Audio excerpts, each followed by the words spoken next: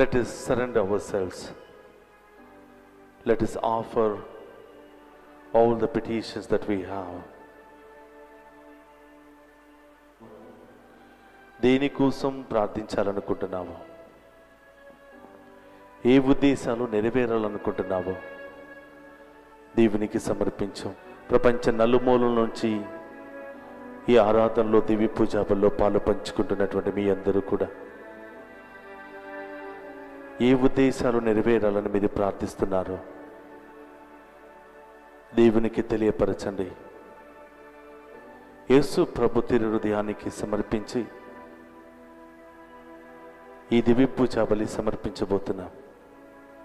ఆయన హృదయంలో నుండి వస్తున్నటువంటి ప్రేమ, దీవెనలు, సకల ఆశీర్వాదాలు మన మీదను, మన కుటుంబాల మీదను, మన బిడ్డల మీదను ఉండాలి అని మనం చేసే ప్రతి బిజినెస్లోనూ ఆ గొప్ప దేవుని యొక్క ఆశీర్వాదం ఉండాలని ప్రార్థన చేద్దాం. ఆయన కోసం మోకరించి ఆయన కోసం దహించే ఆత్మలుగా మనం జీవించాలని ప్రత్యేకంగా ఆ గొప్ప దేవుని యొక్క ఆశీర్వాదం కోసం కోరుకుందాం. అది ఎంత సత్యమైనదయ్యా నీ ప్రేమ. నీ ముందు మోకరించి ప్రార్థించినా ప్రార్థించకపోయినా, నీ మీద ఆధారపడకపోయినా అనుక్షణం నా మీద నీ ప్రేమను చూపుతూ ఎక్కడికి వెళ్ళినా క్షేమంగా తిరిగి వచ్చే భాగ్యాన్ని దయచేసినందుకు, ఇప్పటి వరకు మమ్మందరిని కూడా కంటికి రెప్పలా కాచి కాపాడినందుకు మీకు స్తోత్రాలు ప్రభువా. ఆ గొప్ప దేవుని యొక్క ప్రేమను మరొకసారి మనమందరం కూడా గుర్తించి ఆ గొప్ప దేవుని యొక్క ప్రేమకు పాత్రులమయ్యే భాగ్యాన్ని దయచేయమని ఈరోజు మనం చేసినటువంటి పాపాలను ఒప్పుకొని పశ్చాత్తాపపడుతూ ఈ దివ్య పూజా బలిలో పాలు పంచుకునే యోగ్యతను దయచేయమని ఈరోజు విశ్వాసంతో ప్రార్థన చేద్దాం.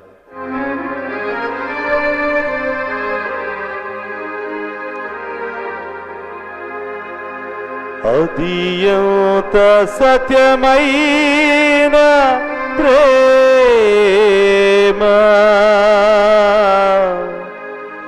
ప్రభు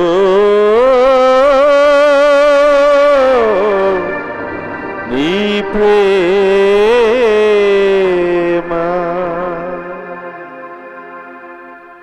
అందరూ హృదయం మీద చేయి పెట్టుకుని, ఎంత గొప్పదయ్యా నీ ప్రేమ. ఆ ప్రేమను పొందుకోలేక మీకు వ్యతిరేకంగా పాపము చేసి, ఎన్నో విధాలుగా ద్రోహం చేసి విరుద్ధంగా జీవించాము తండ్రి. మమ్ము క్షమించండి. ఈ దివ్య పూజ వల్ల యోగ్యంగా పాలు పంచుకునే భాగ్యాన్ని దయచేయమని 228వ పాటను తీసుకుని విశ్వాసముతో పాడుకుందాం.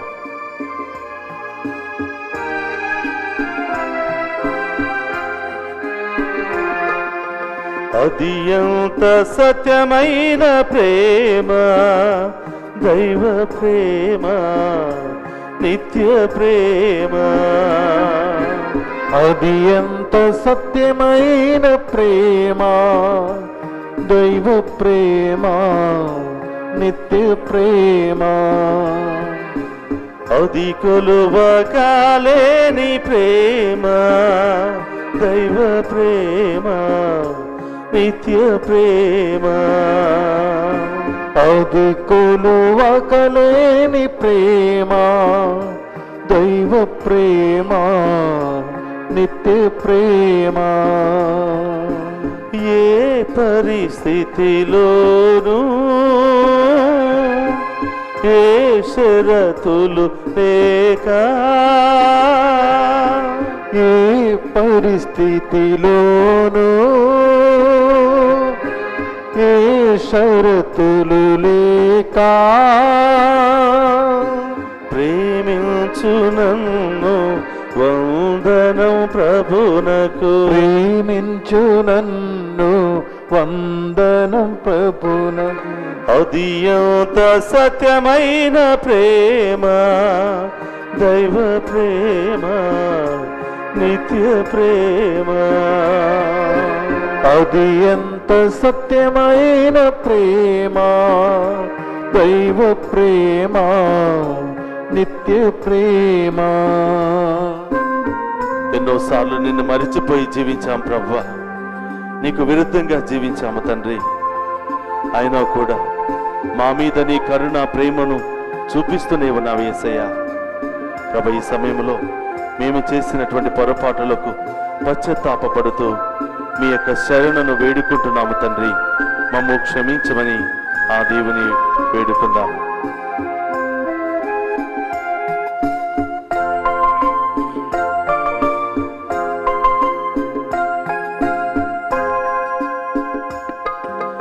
దేవునినే మరచినను, ఆ ప్రేమనునే మరచినను. దేవునినే మరచినను, ఆ ప్రేమనునే మరచినను. తల్లియే నన్ను మరచినను, ఈ లోకమే ద్వేషించినను. తల్లియే నన్ను మరచినను, ఈ లోకమే ద్వేషించినను. మంచి కాపరి నన్ను వెదకుచు, నాకై పరితపించు. మంచి కాపరి నన్ను వెదకుచు, నాకై పరితపించు. ఎంతగానో నన్ను ప్రేమించు, ఎంతగానో నన్ను ప్రేమించు.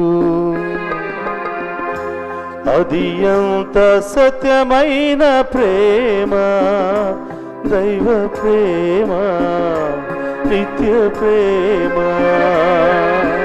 అది ఎంత సత్యమైన ప్రేమ, దైవ ప్రేమ, నిత్య ప్రేమ.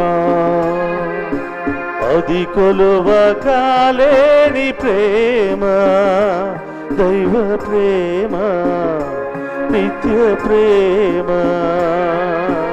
అది కొలువకలేని ప్రేమ, దైవ ప్రేమ, నిత్య ప్రేమ. హల్లెలూయా, హల్లెలూయా. రెండు చేతులపైకి హల్లెలూయా, మన పాత జీవితాన్ని, పాపపు జీవితాన్ని దేవునికి సమర్పించుకో. హల్లెలూయా, హల్లెలూయా. మీ నుంచి మాత్రమే మాకు దీవెనలు, మీ నుంచి మాత్రమే మాకు ఆశీర్వాదం దొరకాలి ప్రభా.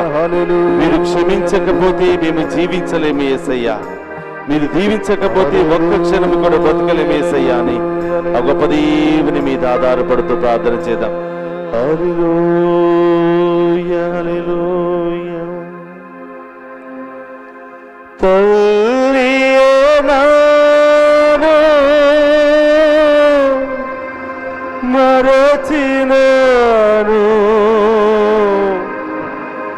ఈ లోకమే ద్వేషించినను.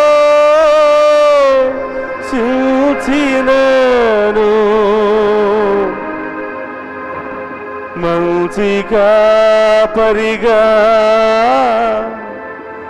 నన్ను కాయుచు, కాపాడే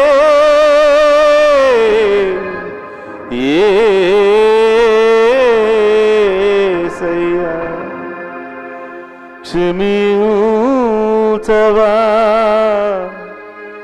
మా పాపములను, నీ మంచితనముతో నీ జాలితో కాపాడవా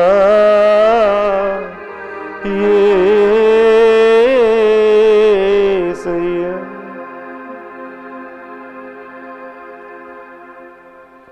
సర్వశక్తి గల సర్వేశ్వరుడు మనకు దయ చూపి మన పాపములను మన్నించి మనలను నిత్య జీవమునకు చేర్చునుగాక.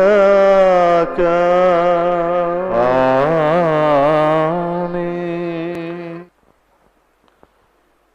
క్రీస్తునాథుని యందు ప్రియ సహోదరి సహోదరులారా, ప్రభుత్వ ఉద్యోగి యేసు ప్రభు దగ్గరకు వచ్చి మరణించినటువంటి ఆమె బిడ్డను లేవనెత్తమని, ప్రాణం పోయమని అడుగుతూ ఉన్నాడు. ఇక్కడ ఇంకొక శతాధిపతిని మనం చూస్తూ ఉన్నాం.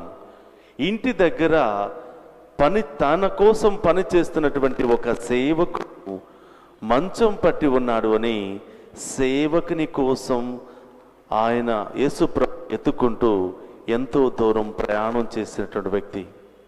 Today the gospel we see a man who has occupied highest position in the society is coming in search of Jesus, asking him, Lord, my servant at home was paralyzed. Only that much. He did not complete the statement. నా సేవకుడు పక్షవాతముతో మంచం పట్టి ఉన్నాడు అని మాత్రమే దేవుడు చెప్పాడు. He only said he is not well. He was paralyzed and he was bedridden. Immediately Jesus was telling, I will come to your home and cure the man. Then this particular person says, no, you don't need to come, Lord. You don't need to take that much struggle to come to my home. It's enough that you say a single word. The person who is sick at home will be healed. మా ఇంటి దగ్గర ఒక వ్యక్తి పక్షవాతముతో మంచము పట్టి ఉన్నాడు, విపరీతమైనటువంటి బాధపడుచున్నాడు అని మాత్రమే చెప్పాడు. యేసుప్రభుకు నచ్చినది ఏమిటంటే, ఎంతోమంది వైద్యులు ఉన్నప్పటికీ ఆయన దగ్గరికి పరిగెత్తుకుని వచ్చాడు చూడండి, అది యేసుప్రభుకు నచ్చింది. ఇంకా బాగా నచ్చినటువంటి సందర్భం ఏమిటంటే, మొదట మనం ఆరాధనలో చూసాం తన కుమార్తె మరణించింది అని వచ్చాడు. ఇక్కడ మనం చూస్తున్నాం నా దగ్గర నా కోసం పనిచేసే సేవకుడు మంచం పట్టి ఉన్నాడు అని ఇతరులను గురించి ఈ వ్యక్తి వచ్చాడు. ఇంటి దగ్గర పనిచేస్తున్న సేవకుడు గురించి ఈయన యేసుప్రభుని ఎత్తుక్కుంటూ ఎన్నో కిలోమీటర్లు ప్రయాణం చేసుకుంటాడు. ఆయనను వెతికిన ప్రతి వారికి ఆయన కనిపిస్తాడు. ఆయనను అడిగే ప్రతి వారికి దేవుడు తప్పకుండా ఇస్తాడు.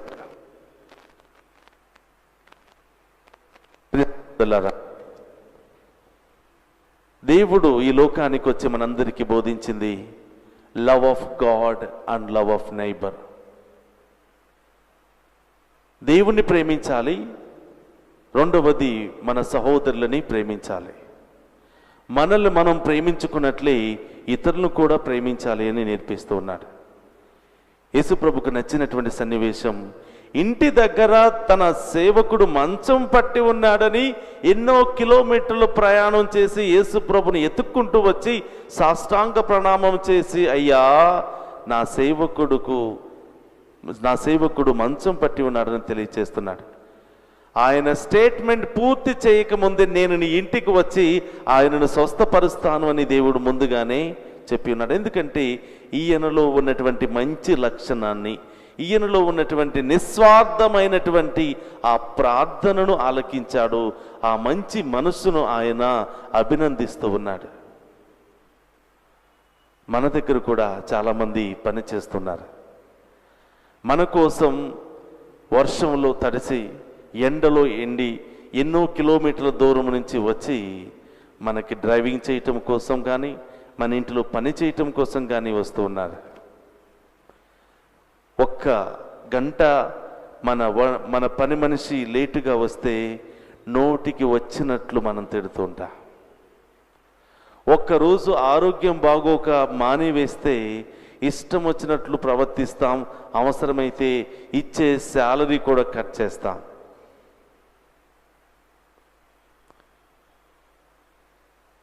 మన కోసం పనిచేసే వాళ్ళని మనం ఎలా ట్రీట్ చేస్తామంటే పురుగుల్లాగా ట్రీట్ చేస్తాం. We don't consider them as our equals. ఒక తక్కువ కేటగిరీగా మనం పరిగణిస్తాం. వారి చేత అన్ని పనులు చేపించుకుంటాం. వారు లేకపోతే మన కుటుంబమే ముందుకు వెళ్ళదు. కానీ వాళ్ళకి ఏదైనా ఇవ్వాలి అని వచ్చినప్పుడు వాళ్ళకి ఏదైనా బాధలు వచ్చినప్పుడు పంచుకోవటానికి నిరాకరిస్తూ ఉంటాం.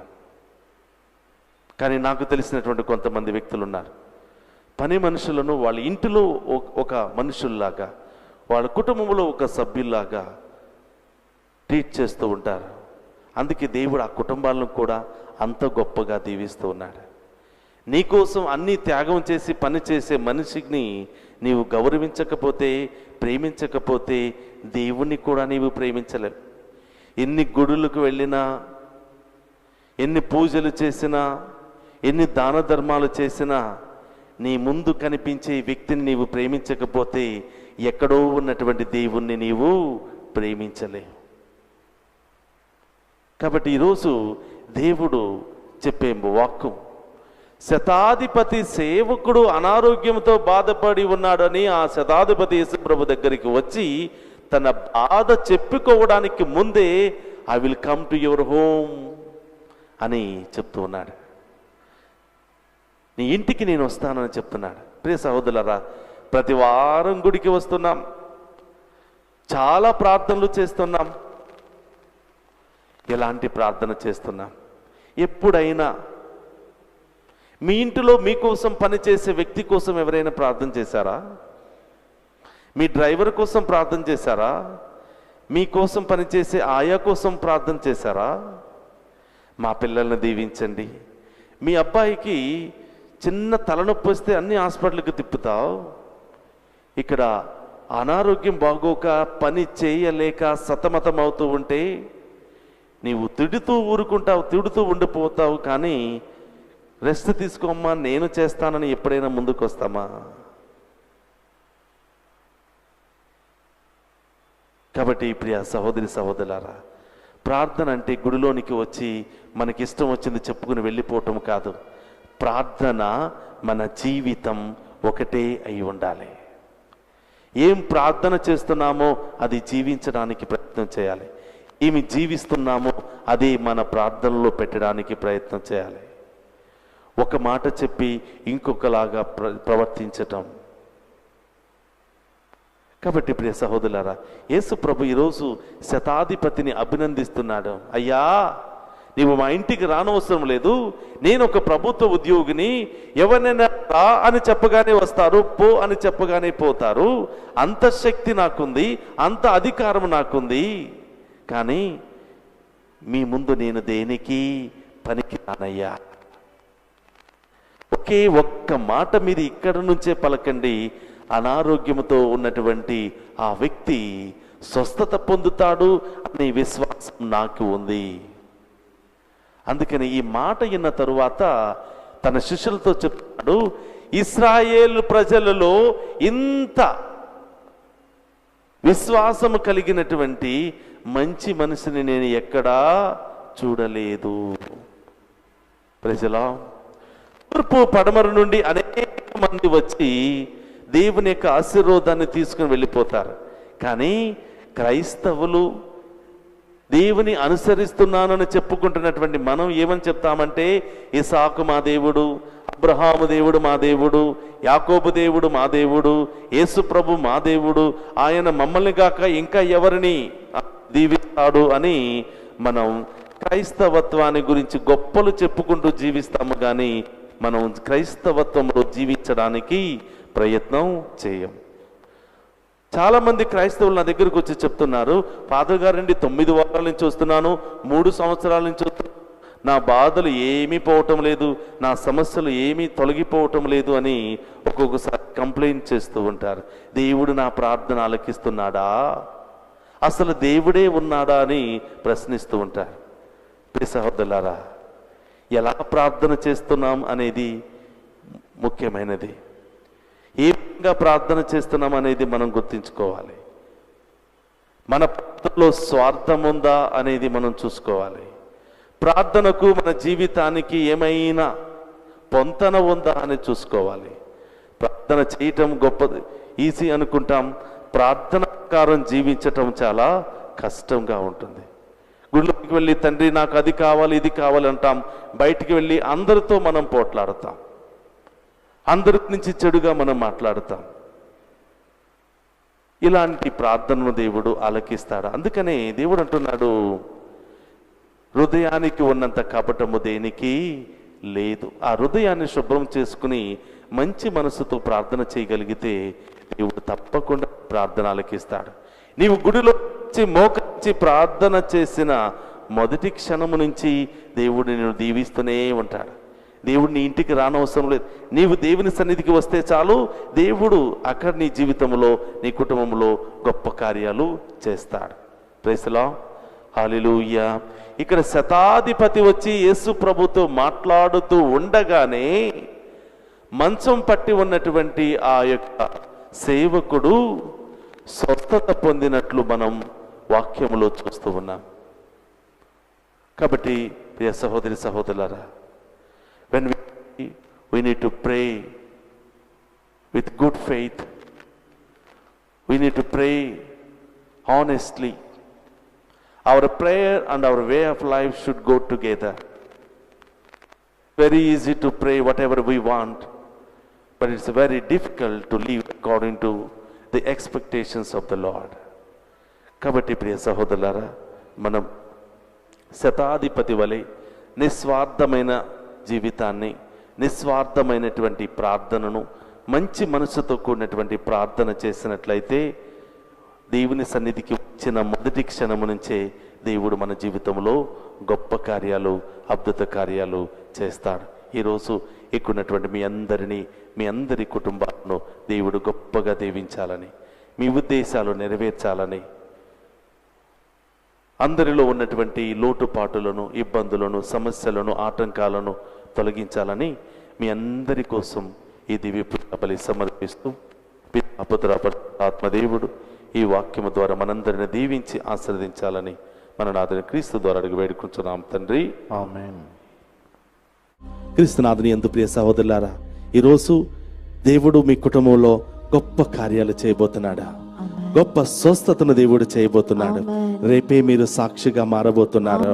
దేవుని ద్వారా, దేవుని ఆరాధించడం ద్వారా, మీ ఇంటిలో నుండి దేవుని మహిమపరచడం ద్వారా దేవుడు నిన్ను తాకి స్వస్థపరచబోతున్నాడు. నీవు అక్కడ స్క్రోలింగ్ లో ఉన్నటువంటి నెంబర్ ఫోన్ చేసి ఎలాంటి దీవెన నుండి, ఎలాంటి సమస్య నుండి నీవు విడుదల పొందుకున్నావో దేవుని సాక్షిగా నీవు మారు.